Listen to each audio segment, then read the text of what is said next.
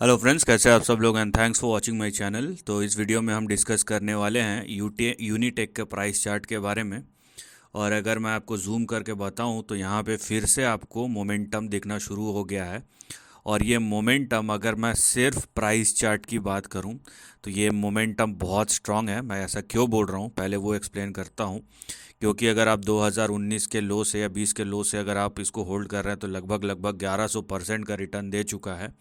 और यहाँ पे आप देख रहे हैं ये पिछले 2-3 साल का जो रेजिस्टेंस था, ये 4 रुपये का, उसको भी क्रॉस कर दिया है। और मेरे ख्याल से अगर मैं यूनिटेक का प्राइस चार्ट करूँ तो सर्किट टू सर्किट चलना शुरू हो गया है फिर से। यहाँ पे 4.5-5% तो वही आपको दिखेगा कि ये देखिए सर्किट टू सर्किट चलना शुरू हो गया। थोड़ा वॉबल कर रहा है लेकिन सर्किट टू सर्किट यहाँ पे चल रहा है। और इतना ही नहीं है, यहाँ पे आप जिस तरीके से भी मैं इसको आप देखने की कोशिश करें, चाहे ऐसे देखने की कोशिश करें या फिर आप इस चार्ट को इस तरीके से देखने की कोशिश करें, तो एक जो डाउन ट्रेंडिंग रेंज था पिछले 12 या 13 सालों का, वहाँ से बाहर निकल रहा है।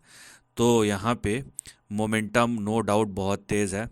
और यहाँ पे ये इस तरीके के मोमेंटम जल्दी ख़त्म नहीं होते। तो यहाँ पे जो मोमेंटम बने ये कंटिन्यू होगा। ये कहाँ तक जा सकता है, ये 12 रुपये जाए, ये यहाँ पे देखिए, ये यहाँ पे 40 रुपये जाए, ये यहाँ पे 100 रुपये जाए, ये कोई बोल नहीं सकता। क्योंकि ऐसे स्टॉक्स में जब मोमेंटम शुरू होता है तो यहाँ पे रुकना नहीं रुकना ये पता नहीं चलता।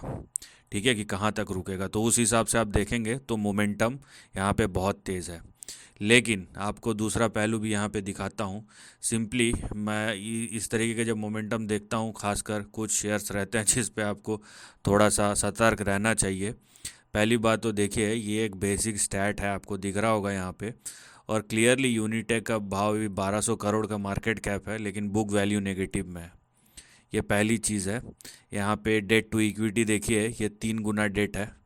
और यहाँ पे आप जो भी फंडामेंटल पैरामीटर्स देखेंगे कहीं पे भी सही नहीं बैठता है। दूसरा, मैं जनरली जहाँ पे लगता है मैं कोशिश करता हूँ बताने की कि कुछ चीज़ें रहती है जो बहुत क्लियर रहती है। कैसे कि ये यहाँ पे देखिए 5% से प्रमोटर का स्टेक है, राइट।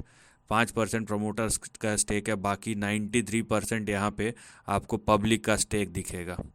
तो कुछ रेड फ्लैग्स हैं जो आपको अभी भी समझ में आने चाहिए, क्योंकि ये करंट भाव पे मैं बता रहा हूँ।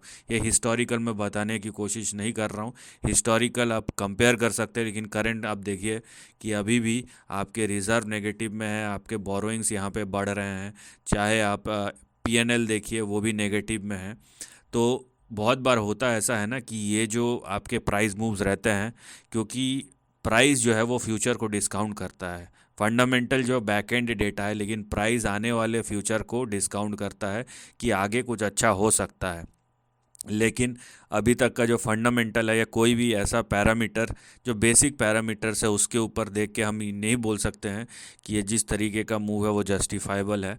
इसका मतलब मैं ये भी नहीं बोल रहा हूँ कि ये गिरेगा, ठीक है। क्योंकि इस तरीके के मूव्स जब स्टार्ट होते हैं, ये बहुत शार्पली ये मूव्स आते हैं।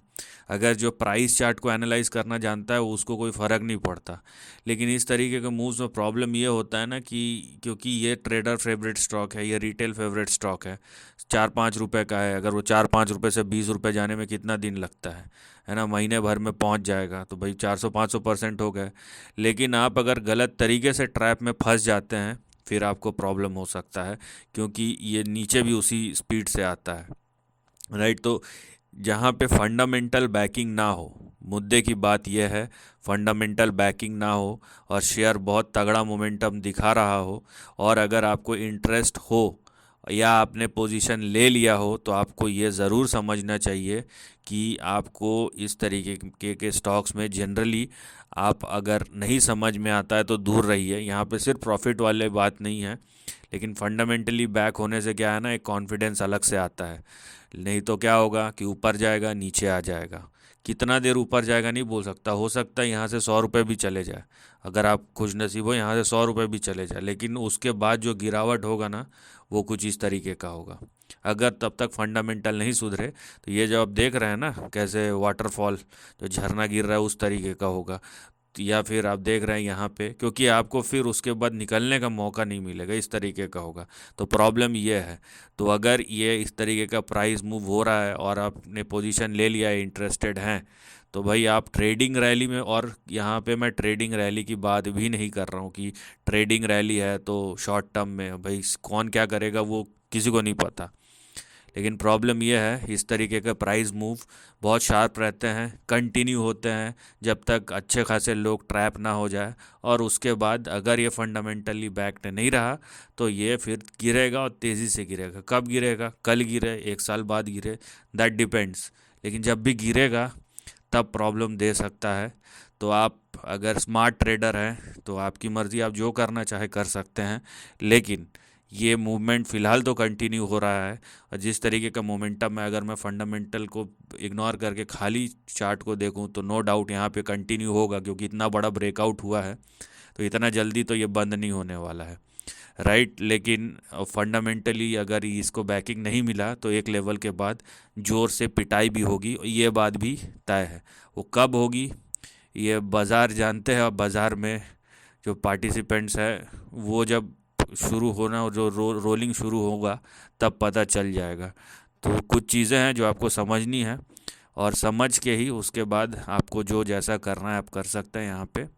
लेकिन अगर मैं चार्ट की बात करूँ तो यहाँ पे आपको दिख ही रहा है, लेकिन ये फंडामेंटली बैक्ड नहीं है, कहीं से भी फंडामेंटल का सपोर्ट नहीं है। तो इसका मतलब ये है कि ये ट्रेडिंग रैली है, और ट्रेडिंग रैली कभी भी सस्टेनेबल नहीं होते हैं। So this is the end of the video. Thanks for watching.